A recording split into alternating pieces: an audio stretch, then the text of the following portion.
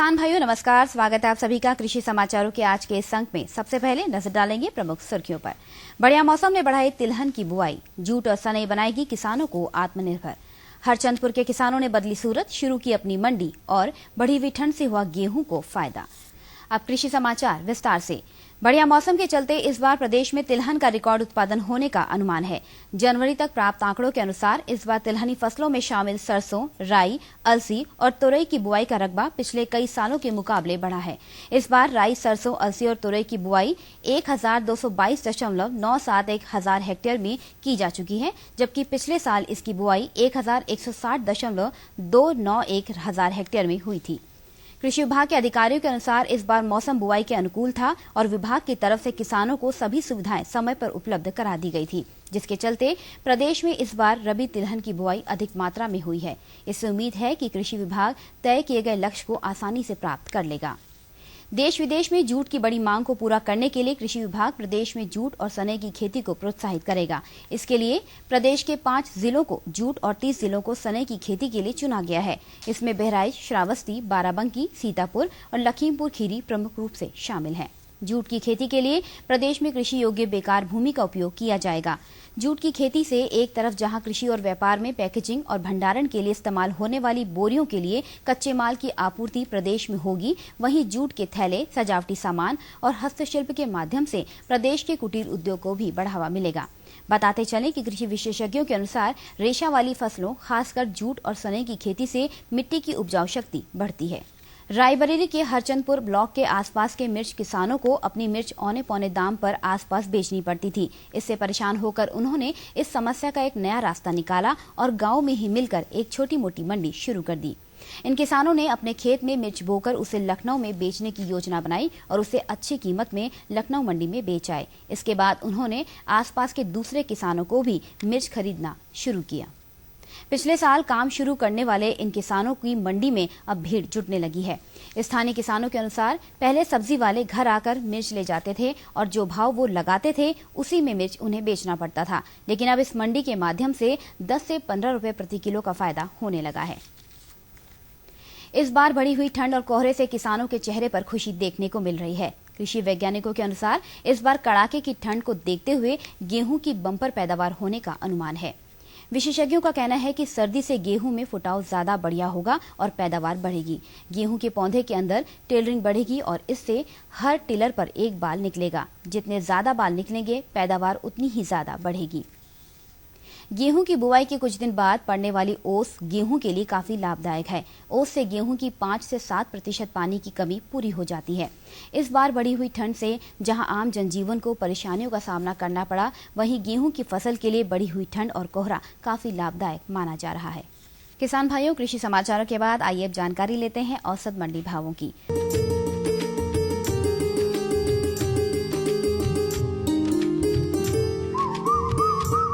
धान का भाव प्रति कुंटल इस प्रकार रहा।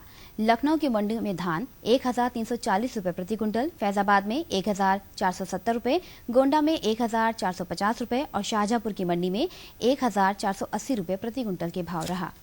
चावल लखनऊ की मंडी में 2200 रुपए प्रति कुंटल, फैजाबाद में 2225 रुपए, गोंडा में 2180 रुपए और शाहजहांपुर की मंडी में 2350 रुपए प्रति कुंटल के भाव बिका। गेहूं लखनऊ की मंडी में 1875 रुपए प्रति कुंटल, फैजाबाद में 1890 रुपए, गोंडा में 1810 रुपए और शाहजहांपुर की मंडी में 1890 रुपए प्रति कुंटल के भाव रहा।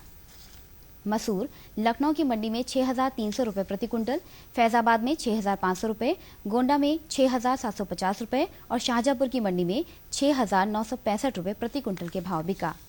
तो किसान भाइयों, ये थे आज के कृषि समाचार और औसत मंडी भाव। अगले अंक में हम फिर आपके लिए लेकर आएंगे कृषि जगत से जुड़ी नई नई जानकारियां। तब तक के लिए हमें दीजिए अनुमति। नमस्कार।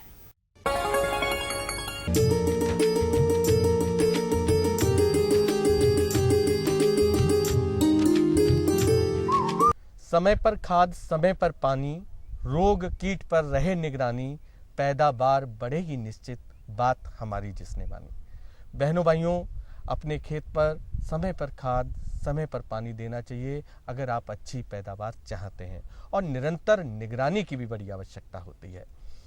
बात करें अगर सरसों की फसल की, तो सरसों की फसल की देखभाल किस तरह से की जाए, इस विषय पर हम सही जानकारी प्राप्त करने के लिए आज सरसों के खेत पर ही आए हैं।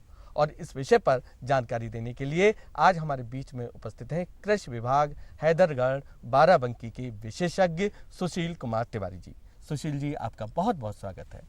सुशील जी, सबसे पहले हम ये जानना चाहते हैं कि अगर हम सरसों की खेत की बात करें, फसल की बात करें, तो इस समय हमारे किसान भाइयों को किन बिंदुओं पर ध्यान देने की आवश्यकता है?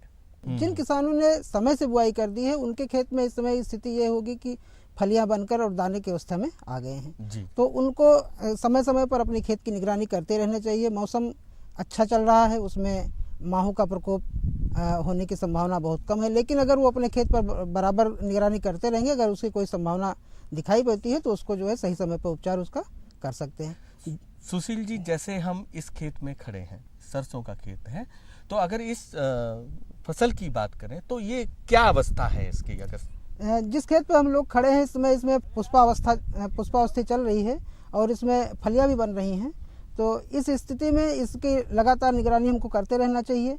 इसमें अगर मौसम अगर टेम्परेचर कम होता है और बदली छाई की संभावना रहती है तो इस पर निगरानी करते रहने से इस पर सबसे बड़ा सरसों के खेत में माहू का प्रकोप जो कि बहुत नुकसानदेह होता है। माहू का प्रकोप जब होता है खेत में तो वो पुष्पावस्था को भी नुकसान पहुंचाता है, फलियों को भी नुकसान पहुंचाता है और उसमें प्रकाश संश्लेषण की क्रिया भी रुक जाती है। अच्छा सुशील जी, अगर हम इस खेत की बात करें, ये सरसों की फसल है, तो ये कौन सी प्रजाति है? ये नरेंद्र 8501 है। ये फसल बहुत अच्छी मानी जाती है अपने इस क्षेत्र के लिए, हैदरगढ़ क्षेत्र के लिए। बाराबंकी में इसकी बहुत अच्छी प्रजाति मानी जाती है और ये बहुत अच्छी फलित यहाँ दे रही है। जी सुशील जी, जब कहते हैं कि पुष्पावस्था हो हमारी सरसों की भी, तो परागण की क्रिया बहुत महत्वपूर्ण होती है। तो परागण की क्रिया अच्छी हो, इसके लिए हमें कौन सी बातों को ध्यान में रखना है?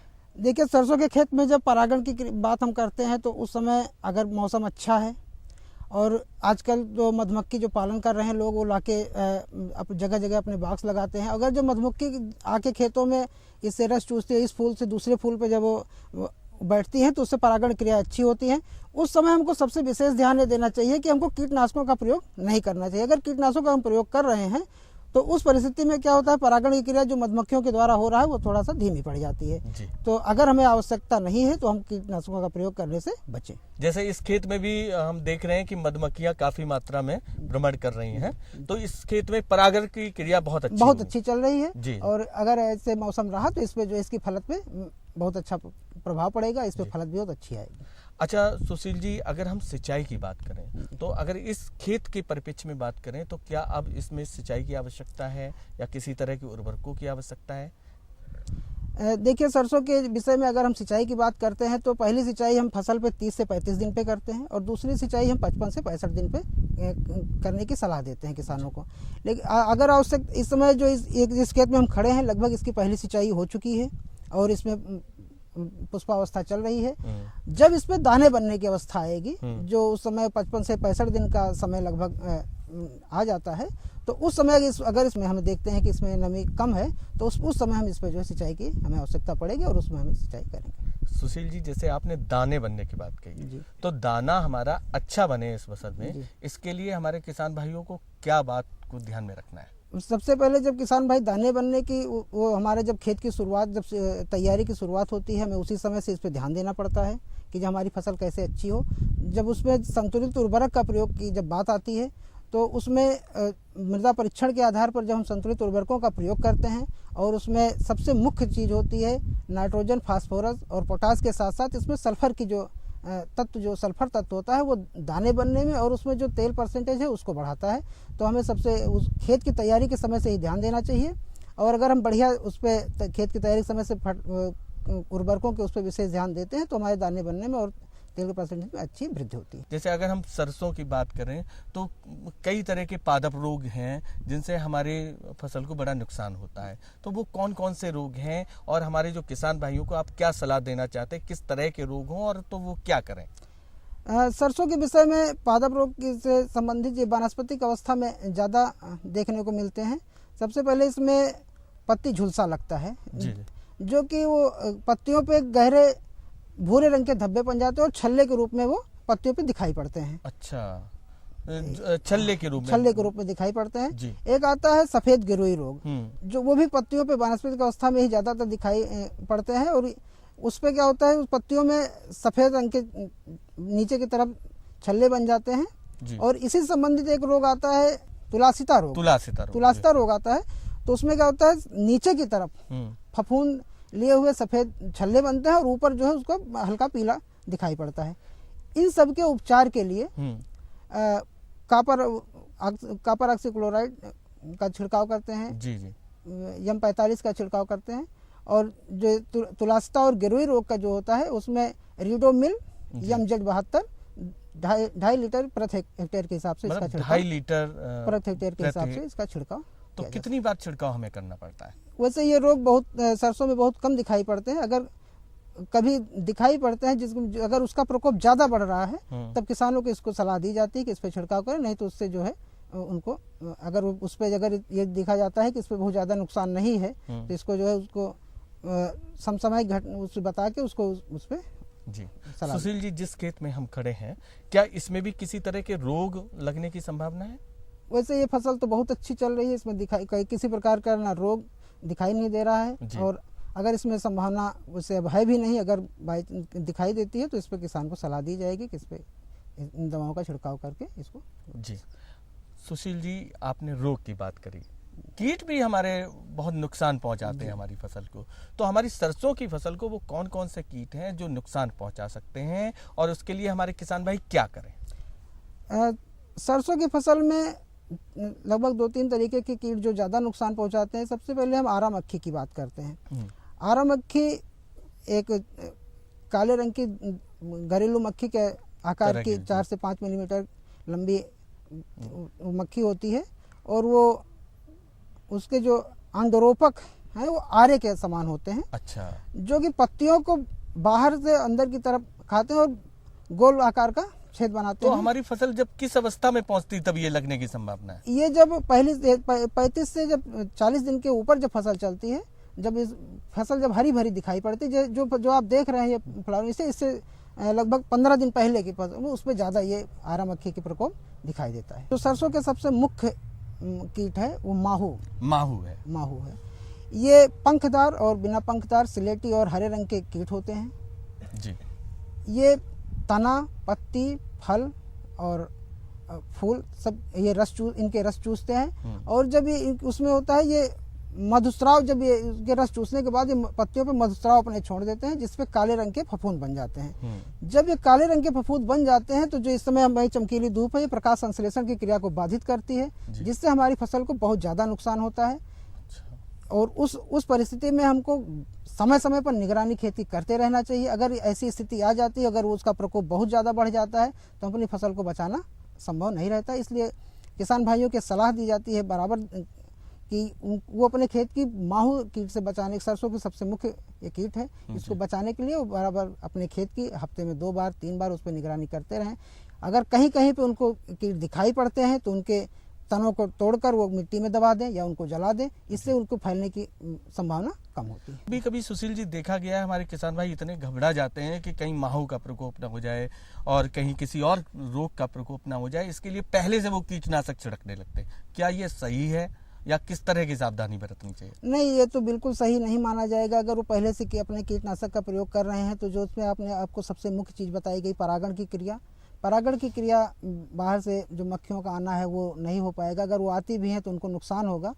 तो इससे जो है किसान को ही नुकसान ज़्यादा होगा और फसल को तो नुकसान होगा ही होगा, साथ साथ किसान को नुकसान होगा। उसने इतनी लागत लगाई है और अगर वो अपने हाथ से उस लागत को जो है कम कर रहा है तो उसको इस पे अगर कोई किसान इस तरह की कर भी रहा है तो उसको जो है इससे बचना चाहिए। और अगर उससे बचते हैं तो उनके जो है फसल की पैदावार भी अच्छी होगी। अगर मान लो किसी तरह की कोई शंका है तो उसके समाधान के लिए विशेषज्ञ से भी संपर्क किया जा सकता है। हाँ, अगर किसी प्रकार की शंका है तो ब्लॉक लेवल पे पादप रोग विशेषज्ञ हैं जी। और वहाँ पे वो जाएं, उनको अगर उनको ऐसा लगता है तो वो अपनी एक फली वो लिए जाए, वहाँ पे उनको दिखा के उससे उचित जो है दवा का हाँ। निवारण करवा के मतलब कि इस तरह की ये रोग समस्या लग रहा है या हाँ, कीट लग रहा है, तो इसके लिए हम वो अपनी क्या करें फसल। सुशील जी, आपने इतनी उपयोगी जानकारी हमारे किसान बहन भाइयों को दी और इस खेत के भी बारे में बताया, जिस खेत में हम लोग खड़े हुए हैं इसकी क्या स्थिति है और कैसे इससे अच्छी उपज ली जा सकती है। सुशील जी, आपका बहुत बहुत धन्यवाद। जहाँ चाहा हो वहाँ राह तो बन ही जाती है, सही दिशा में अगर प्रयास हो मंजिल मिल ही जाती है। बहनों भाइयों, आज हम आपको लेकर आए हैं ग्राम संसारा, ब्लॉक हैदरगढ़, जिला बाराबंकी के एक किसान भाई के खेत में। और जिन किसान भाई के खेत पर हम आपको लेकर आए हैं वो एक नव युवक प्रगतिशील किसान हैं, जिन्होंने अपने परिश्रम के बल पर काफी उन्नति की है। तो आइए आज हम आपकी मुलाकात कराते हैं ग्राम संसारा के आशीष कुमार यादव जी से। आशीष जी, आपका स्वागत है।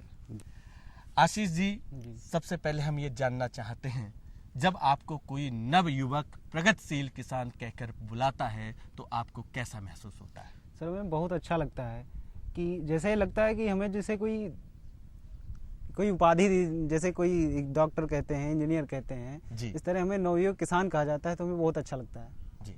आशीष जी, अगर हम आपसे बात करें तो शिक्षा की बात करें तो कहाँ तक आपने शिक्षा प्राप्त की है या क्या कर रहे हैं आप इस समय? सर, हम बीएससी एग्रीकल्चर के छात्र हैं जी। अच्छा, बीएससी एग्रीकल्चर से आप कर रहे हैं जी, और साथ ही साथ खेती किसानी भी कर रहे हैं? Yes sir. अच्छा, तो आप आशीष जी किन किन फसलों की खेती करते हैं?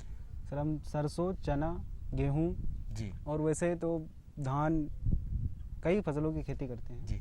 जिस खेत में हम लोग बैठे हैं ये आपका ही खेत है जी, और ये इसमें जैसे सरसों की फसल है, काफी अच्छी है। जी। अगर हम इसकी बात करें जी। तो इस समय सरसों की फसल की क्या स्थिति है आपके खेत में? इस समय सर इसमें दाना बन रहा है जी, फ्लावरिंग स्टेज इसकी समाप्त हो रही है और दाना बन रहा है जी।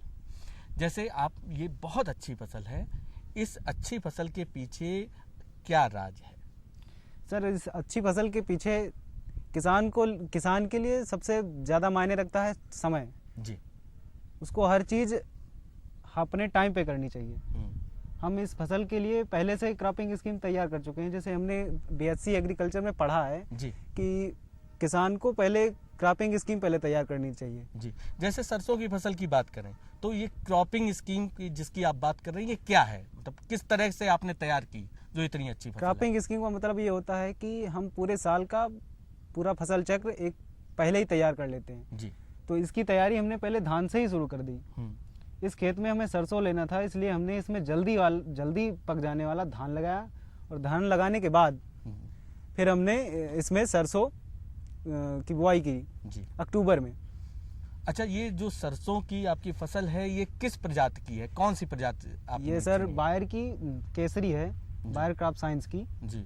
और ये नीचे से पूरा फल रही है। अच्छा, खास- नहीं तो ये प्रजाति ही क्यों चुनी? इसके पीछे कोई कारण था? सर, इसके बारे में पता चला कि ये अच्छी वैरायटी है, कुछ लोगों से पता चला कि ये बढ़िया है, और फिर पिताश्री हमारे यहाँ इस क्षेत्र में काफ़ी ज़्यादा आगे हैं, जी, तो उनसे भी कुछ जानकारी मिली कि ये ज़्यादा अच्छी है, तो हमने इसको बुआई की। करते जैसे आपने गेहूं की बात की, जी। चने की बात की, जी। तो इसमें भी आपने क्रॉपिंग स्कीम तैयार की होगी पहले ही से? क्रॉपिंग स्कीम, जिसमें जो गेहूं बोना था, जिसमें चना बोना था, उसमें उसी तरह की हमने पहले ही फसल ले ली थी। जी। आशीष जी, लोग शिक्षा प्राप्त करके चाहते हैं कि ऊंचे पदों पे जाएं। जी, जैसे आप कृषि के क्षेत्र में हैं जी। तो वैज्ञानिक भी बन सकते हैं और ऊंचे कृषि के क्षेत्र में अच्छे पदों पर जा सकते हैं। जी। आपने अपने भविष्य के बारे में क्या सोच रखा है? क्या बनना चाहते हैं? हम एक पढ़े लिखे जी। प्रोग्रेसिव किसान बनना चाहते हैं। ऐसा क्यों? ऐसा इसलिए कि सारे लोग किसान हर प्रत्येक व्यक्ति को पहुंचाता है, जी, अनाज पहुंचाता है जी। कि इसीलिए वो अन्नदाता भी अन्नदाता भी कहा जाता है। और जी। चारों तरफ से घूम के एक ऐसा किसान है जो प्रत्येक व्यक्ति के लिए अपना एक महत्वपूर्ण भूमिका निभाता है। जी, जी। आशीष जी, जैसा कि आपने बताया कि आप ये सरसों की खेती में क्रॉपिंग स्कीम आपने बताई, जी, इसके अलावा आप चने की भी खेती कर रहे हैं। जी। तो चने की स्थिति की अगर बात करें तो आपके खेत में क्या स्थिति है? चने की स्थिति अब फ्लावरिंग स्टेज आने वाली है, जी। बिल्कुल एकदम फूल की घुंडियां बन चुकी हैं। अब उसमें हमें ये देखना है कि चने में गिदाड़ लग जाती है, उसको फलीवेधक कहा जाता है। हाँ, हाँ। तो उसके लिए हमें अब देखना है कि दवा डालनी है, जैसे ही फूल अब हम दवा उसमें डालेंगे, जो ये होती हैं गिदाड़, जो मक्खियाँ होती हैं, मक्खियाँ फूल में ही अपना अंडा दे देती हैं और वो जब फूल खिलता है तब उसमें पूरा वो गिदाड़ बन के पूरी तैयार हो जाती है। और वो खा के जब दाना खा के बाहर निकलती है तब हमें लगता है कि हमारे खेत में गिदाड़ लगी है, तब हम दवा लाते हैं, तब वो गिदाड़ कहीं 20% मरती है और बाकी वही काम करती है। जी, तो उसके लिए क्या करते हो आपके गिदाड़ का प्रकोप ना हो तो उसके लिए क्या? उसके लिए पहले ही से हम दवा डालते हैं, रसायन का प्रयोग करते हैं। अच्छा। जैसे एंडोसल्फान 35 EC है। जी जी। और इस तरह की कीटनाशक दवाइयाँ आती हैं, इंसेक्टिसाइड, उनको हम डालते हैं। जी। वो आप लक्षण देख के कि अगर इस तरह के अगर प्रकोप हुआ है तो हाँ। उसके अनुसार डालते हैं। जी। अब अगर हम गेहूं की बात करें जी। तो गेहूं की फसल की अवस्था आपकी क्या है? कौन सी प्रजाति आपने ली है? आपके खेत में कौन सी प्रजाति है और किस तरह से खेती कर रहे हैं उसकी? गेहूं की प्रजाति हमारी HD 2967 है। जी। और इस समय उसमें तना बन रहा है, मतलब शिखर जड़ बनते समय हमने सिंचाई कर दी है। 20 से 25 दिन के अंतराल पर पहली सिंचाई हमने कर दी है। उसमें जो भी खरपतवार था, जब उसमें पैर ओट आ गई तब हमने उसमें दवा डाल दिया खरपतवार के लिए। तो किस तरह के खरपतवारों का उस पर प्रकोप रहा आपकी फसल में? खरपतवार ये जंगली मटर, गेहूं का मामा, बथुआ, इस तरह के कई खरपतवार होते हैं जो हमारे गेहूं से एक कंपैरिजन करते हैं कि हम इनसे ज्यादा आगे निकलेंगे। जी। और ये बहुत जल्दी ग्रोथ उन पर नियंत्रण कैसे आपको मिला, क्या किया? उन पर नियंत्रण पाने के लिए हमने सल्फोसल्फुरान 75WP जी, वो हम अपने कृषि रक्षा इकाई हैदरगढ़ से लाए और हमने अपनी खेत में जी उसका छिड़काव कर दिया। अब मामा खत्म हो चुका है और हमने खाद भी डाल दी है। जी। अच्छा आशीष जी, एक और बात, क्योंकि आप कृषि के छात्र भी हैं तो इसलिए एक बात और मैं जानना चाहूंगा। अक्सर कहा जाता है कि भाई संतुलित मात्रा में उर्वरकों का प्रयोग करो जी, संतुलित मात्रा में और सीमित मात्रा में रसायनों का भी प्रयोग करना चाहिए जी जी। तो ये संतुलित मात्रा में हमें क्यों करना चाहिए और इसका क्या फायदा होता है? कहते नहीं कि अगर हम ज्यादा खा लेंगे तो कहीं ना कहीं तो गड़बड़ अपच हो जाएगा। जी, कुछ ना कुछ तो कहीं ना कहीं गड़बड़ करता है। जी। तो अगर हम ज्यादा खेत में यूरिया डाल देते हैं या DAP डाल देते हैं तो ये पौधे के लिए नुकसान, ये वेजिटेटिव ग्रोथ करवा देते हैं, मतलब पौधे की वनस्पतिक वृद्धि हो जाती है लेकिन दाना नहीं सही बनता। तो उसके लिए हमें पहले से सारी चीजों को पहले से संतुलित करना होता है। और इसके लिए हम अपनी मिट्टी की जांच करवा लेते हैं, उसमें जैसा भी दिया जाता है वैसा हम अपनी खेत में खाद का प्रयोग करते हैं। जी। और इसमें दाना अच्छा बने जी, और बढ़िया दाना हो, आपको उपज अच्छी मिले, मूल्य भी उसका अच्छा मिले, तो इसके लिए आप क्या चीजों को ध्यान में रख रहे हैं, किन बातों को? इसके लिए शुरुआत से ध्यान किया जाता है। किसी भी फसल के, किसी भी, जैसे बच्चा छोटा है तो उसको आप बचपन से ही केयर करेंगे तब तो आगे बढ़िया कर पाएंगे। तो इसके लिए हमने इसकी शुरुआत से ही, बुआई से ही हमने इसमें संतुलित उर्वरक और इसमें सल्फर डाला जाता है। सल्फर तेल की मात्रा बढ़ाता है और पौधा भी स्वस्थ रखता है। जी। तो हमने सल्फर का भी प्रयोग किया है। एक बात और आपसे मैं जानना चाहूंगा कि आप अपने ग्रामीण क्षेत्र के पढ़े लिखे युवा बहन भाइयों को क्या संदेश देना चाहते हैं? वो पढ़ लिख के वैज्ञानिक ढंग से खेती करें और अपने घर में ही, अपने गांव में ही अपना ऐसा काम करें जिससे अपने गांव में ही उनको उद्योग लगाएं, अपना जीवन निर्वाह के अपने गांव में ही करते रहें, पढ़ लिख के वैज्ञानिक ढंग से, और गांव को ही शहर बनाएं। जी है। आपने इतनी उपयोगी जानकारी हमारे भी बहन भाइयों को दी, इसके लिए आपको बहुत बहुत धन्यवाद। बहनों भाइयों, जैसे नव युवक प्रगतिशील किसान आशीष कुमार यादव जी ने हमें बताया कि उनकी प्रगति का राज क्या है, वो अपनी शिक्षा प्राप्त करने के साथ साथ खेती किसानी में भी पूरा समय दे रहे हैं, कैसे सफलता अर्जित कर रहे हैं, और नव युवक ग्रामीण युवा भाई बहनों के लिए भी उन्होंने संदेश दिया कि वो शहरों की ओर पलायन न करके ग्रामीण क्षेत्रों में आए। हमारी शुभकामनाएं हैं आशीष जी के लिए कि वो ग्रामीण क्षेत्र के विकास में ऐसे ही आगे भी लगे रहें और उन्नति करें। अब हमारे कार्यक्रम का समय समाप्त होता है, हमें अनुमति दीजिए। नमस्कार।